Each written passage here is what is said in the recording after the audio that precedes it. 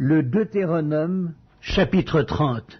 Lorsque toutes ces choses t'arriveront, la bénédiction et la malédiction que je mets devant toi, si tu les prends à cœur au milieu de toutes les nations chez lesquelles l'Éternel ton Dieu t'aura chassé, si tu reviens à l'Éternel ton Dieu, et si tu obéis à sa voix de tout ton cœur et de toute ton âme, toi et tes enfants, selon tout ce que je te prescris aujourd'hui, alors l'Éternel ton Dieu ramènera ses captifs et aura compassion de toi.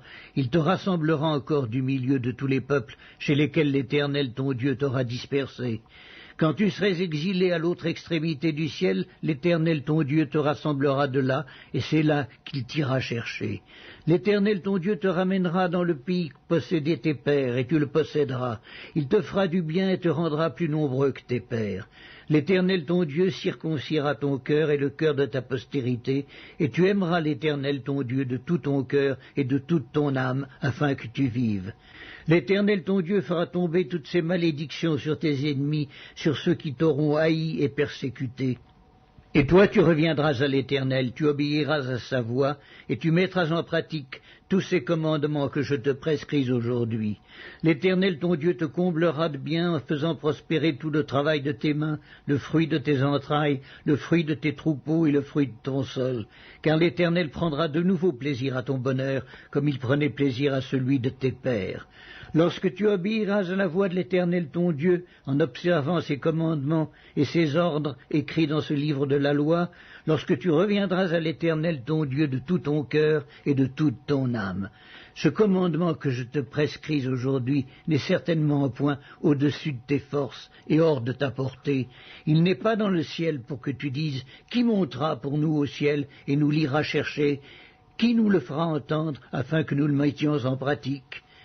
Il n'est pas de l'autre côté de la mer pour que tu dises « Qui passera pour nous de l'autre côté de la mer et nous l'ira chercher ? Qui nous le fera entendre afin que nous le mettions en pratique ?» C'est une chose au contraire qui est tout près de toi, dans ta bouche et dans ton cœur, afin que tu la mettes en pratique.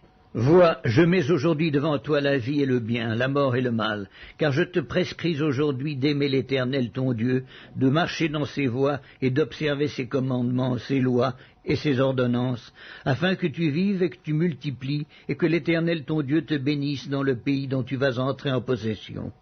Mais si ton cœur se détourne, si tu n'obéis point, et si tu te laisses entraîner à te prosterner devant d'autres dieux et à les servir, je vous déclare aujourd'hui que vous périrez, que vous ne prolongerez point vos jours dans le pays dont vous allez entrer en possession après avoir passé le Jourdain.